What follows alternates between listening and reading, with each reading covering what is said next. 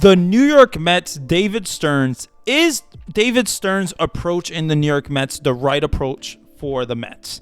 We're going to get into a whole bunch of topics regarding the Mets and David Stearns for sure. And also, we're going to get into the past. So definitely leave a like, comment, subscribe. But we're going to get into Steve Cohen also, what he has done for the team, what, his expectations were, what he actually did to try to make this team win. So definitely, guys, 2021.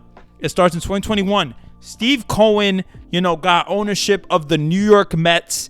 And he came and he basically really, really wanted to win a championship. He put this expectation for the Mets to win, a championship in 3 to 5 years. Now, that is a very, very hard thing to do, especially with 30 teams in MLB.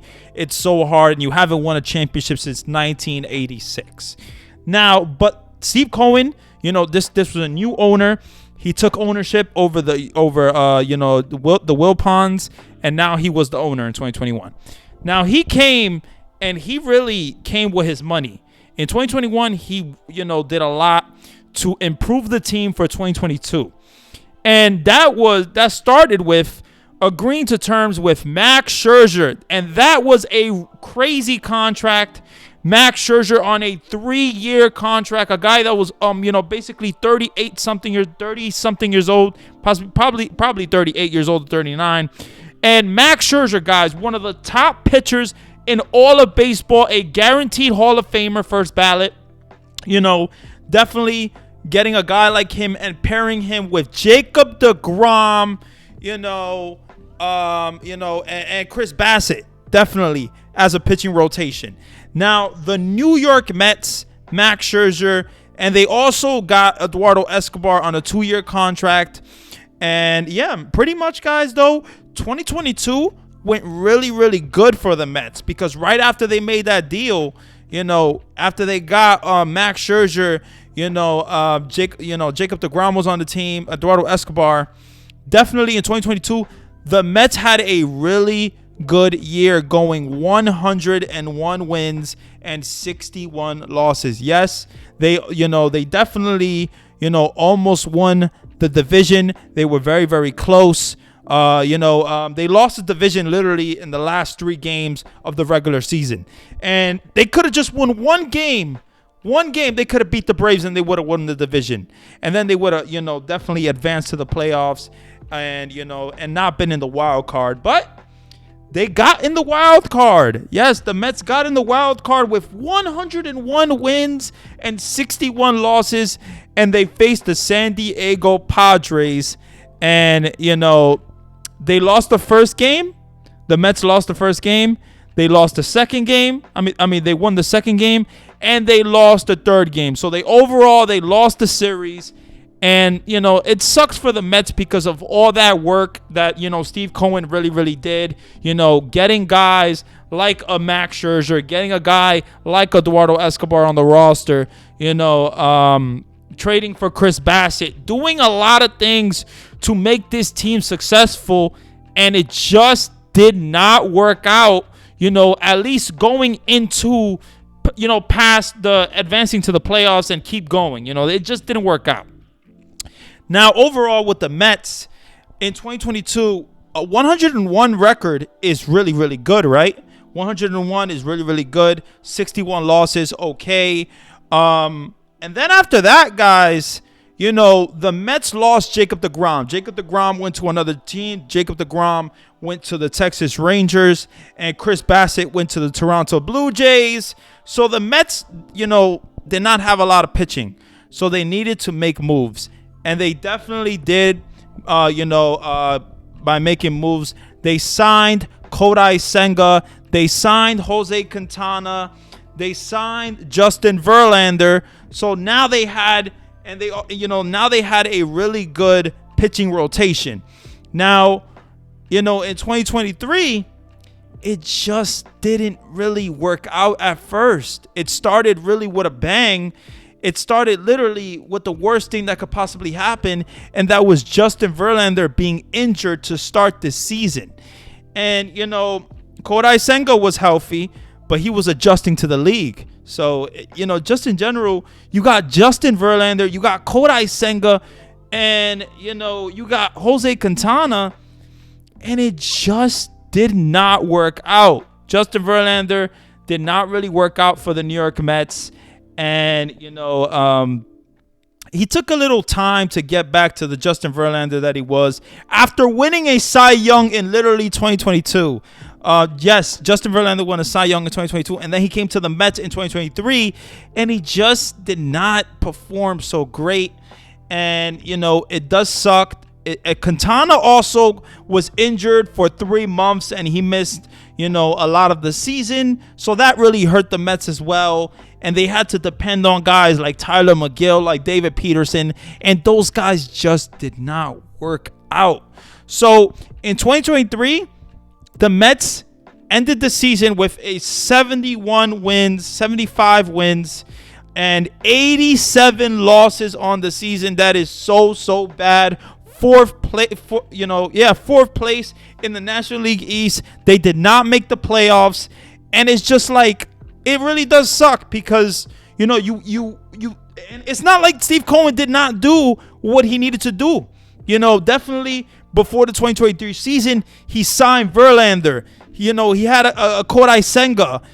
So he made moves, and it just did not work out. So now going into 2024, the Mets, making that big trade going into 2024, they were really thinking about, in 2023, what they could do to get prospects. And we know that the Mets really want prospects. They want their farm system to be like the Dodgers. They want, the farm system to be like the Dodgers, and they want to be a successful dynasty. That's what they want to be. The Mets want to be that. Steve Cohen wants the Mets to, have a successful, dynasty, but it can't always be, flowers. It can't always be great, And for the Mets, they basically forfeited the season.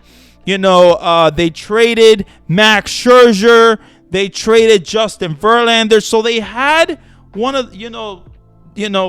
they had Max Scherzer, they had Justin Verlander, and they traded those guys because it just didn't work out. Max Scherzer was hurt. Justin Verlander was hurt, so just in general, guys, Justin Verlander was traded for Drew Gilbert, one of the top, outfielders that the Astros had, first round draft pick. So the Mets definitely made a lot of trades. They got Luis Angel Acuna also in the Max Scherzer deal. And, those were really big prospects. Those are top prospects, going in. But going into 2024, the Mets, all the news surrounding Ohtani and Soto and all the news and Yamamoto and the big, free agents. What are the Mets going to do? We heard that when Max Scherzer, told the press that basically the Mets are not going to go all out for the 2024 season.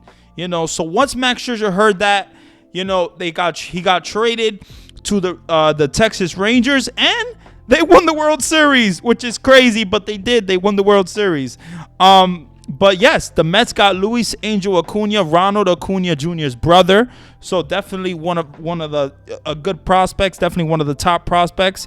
So going into 2024, now you just had a lost season. You had a 75 win season, 87 losses. You finished 4th place in the National League East after the year of winning 101 games and being in the playoffs. It really takes a turn. This really sucks for the Mets, but the Mets needed to do something, and Steve Cohen has been waiting for years to get a guy that knows baseball,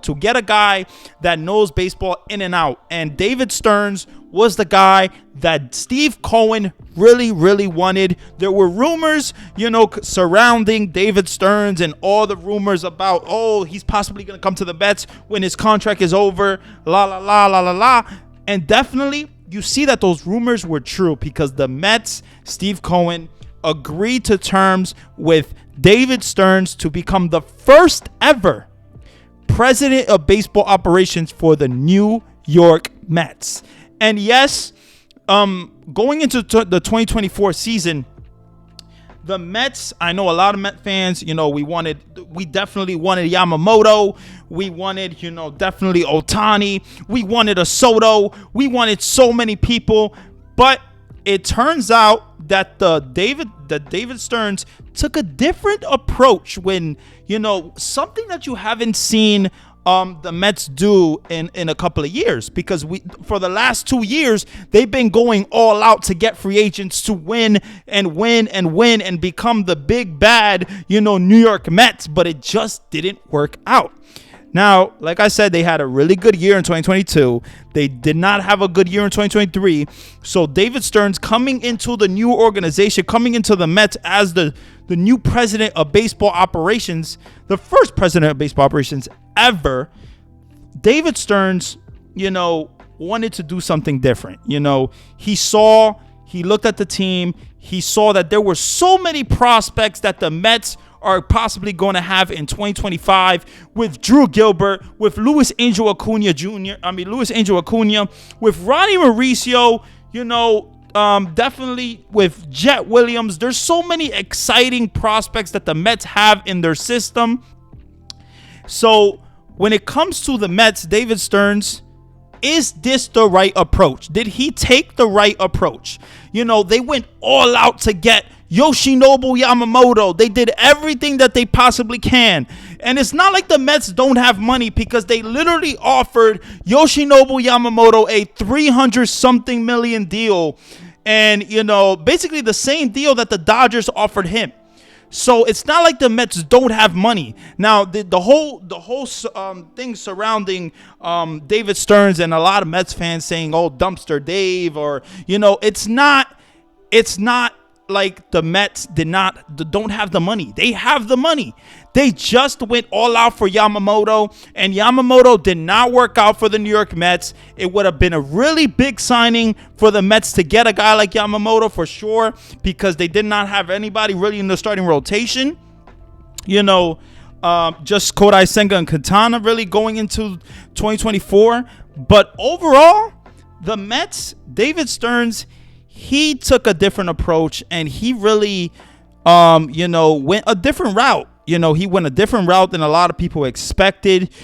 Signing a guy, his big first signing was Luis Severino. And I know a lot of Mets fans were shocked. They didn't know what was going on. Luis Severino, are you kidding me? And then, they make a trade for Adrian Hauser. Okay, so now you have Luis Severino, you have Adrian Hauser, and they also got Sean Manaea, a starting rotation pitcher. So now that's going to be the rotation going into 2024. A rotation of Kodai Senga as the ace pitcher there, Quintana as a number 2, Luis Severino as possibly a number 4, Adrian Hauser as a number 3, and Sean Manaea as probably a number 5 or a 4, whatever you want to say. But that's what David Stearns wanted. They wanted to take a different, a step back. Rather than going all out for the 2024 season, getting guys like Ohtani, getting guys like Soto, they could have made a trade for Soto. But the Mets and David Stearns, they just felt like they wanted to keep their prospects, okay? They wanted to keep their prospects because they have so many exciting prospects going to 2025. So this year in 2024, they wanted to take a step back, okay? Now, they're going to try to be competitive. I really do believe they're still going to try to be competitive. We literally saw the Diamondbacks in 2023, what they did. They made it to the World Series. I'm not saying that the Mets are going to make it to the World Series, but, the Diamondbacks had a pretty okay team. They didn't have a great team, but they still got to the playoffs. So it's not impossible for the Mets to get to the playoffs. The Mets still have Francisco Alvarez. They still have Francisco Lindor. They still have Jeff McNeil, Brett Beatty coming back. Hopefully he has a successful season. They got Edwin Diaz coming back also. Drew Smith, Ottavino, leaving and stuff. Brooks Raley coming back. So the Mets have a decent team, that they're putting out there. Is it the best team that they possibly could have had with their payroll? No, it's not the best team that they could have had with their payroll. But that's the team that David Stearns wants to put out there for the 2024 season. Now, I think definitely they want to take a step back. And, I understand this. After going, full out for the last 2 years and, it not working out, and you literally making record-breaking deals with Justin Verlander, with Max Scherzer, which I never thought that was going to be the answer to winning a championship, signing guys that are literally 39 years old, 40 years old. Come on. I get it. They're aces. I get it. They're first, ballot Hall of Famers. But no, that's not it. So going into 2024, the Mets have Sean Manaea, Kodai Senga, Quintana, Adrian Hauser, and Luis Severino. That is the rotation that the Mets have going into 2024. Is it the best rotation in the world? No. But we don't know what it's going to be yet. We really don't know. I don't think that it's going to be the most disastrous year. I don't think it's going to be the worst year that the Mets have. I think personally, I really feel this way. They're going to perform better than they did in 2023 because you're going to have Francisco Alvarez for a full season. Hopefully, if he stays healthy. You're going to have Kodai Senga coming back off a really good rookie year. You're going to have, Quintana coming back healthy. I like the way Quintana was pitching. I like Adrian Hauser. I like that Sean Manaea, made some strides and, got better and, got a new pitch with his sweeper pitch as well and lowered his ERA. So it's not like the Mets don't have positives going into 2024 because they have also their closer coming back. Edwin Diaz is so big. I know that the Mets, David Stearns still has to make additions to the bullpen, and I really hope they do. They made so many minor league deals, I can't even count. But definitely, and I get it why, a lot of fans were calling David Stearns Dumpster Dave because he's just literally making minor league signing, and he's not signing established major league relievers. So I get it, but is this the right approach? Is the 2024 a right approach for the Mets' future? I think personally, I really think this. I think that it is. I really think this is the right approach for the future for the New York Mets because when it comes to this year, 2024, we don't know exactly what it's going to be for the Mets, okay? It might not be the best year in the world. It might not be the worst year in the world. But 2025 is going to be a very exciting year for the New York Mets because you're possibly going to have Jet Williams on the Major League roster. You're going to have Drew Gilbert on the Major League roster. You're going to have Luis Angel Acuna on the Major League roster. You're going to have a lot of prospects, and Ronnie Mauricio is he's going to be healthy going into the 2025 season. So you're going to have Mike Vassell, Christian Scott, Dominic Hamill. It's not like you don't have options. So the Mets have a lot of prospects, man, that they're really excited about. And I'm excited really about it too, definitely. So, but yeah, this is the approach that the Mets and David Stearns want to take. Is this the right approach? Let me know in the comments. Really, let me know in the comments. I want to hear from you guys. Is this the right approach? How do you feel about this approach? Because I personally was not for it, but then it took me some time, and now I understand the vision, and I understand what David Stearns and the Mets are doing, because in 2025, getting guys like a Jet Williams, Luis Angel Acuna, Drew Gilbert, I am so excited for those guys to possibly, be in the Major League roster in 2025, and that's why I didn't want to make a trade for Juan Soto. I don't want to trade Jet Williams or Drew Gilbert or those guys for Juan Soto. So I think that the Mets have an exciting future, and I can't wait to cover more Mets stuff for sure in the future. But definitely, that's my take on basically on David Stearns' approach, because I really think this is the right approach for the New York Mets at the moment. At the moment, I really think it is. Maybe I'm wrong. Maybe I'm right. I don't know. But that's why I love baseball, because that's why I love, talking to you guys, interacting with you guys. So definitely do me a favor, comment. Let me know what you guys think about the David Stearns approach. Is it the right approach for you? Let me know. I love you guys so much. I appreciate you guys. You know what I'm talking about. This is all things Mets, your latest Mets media, and I'm out of here.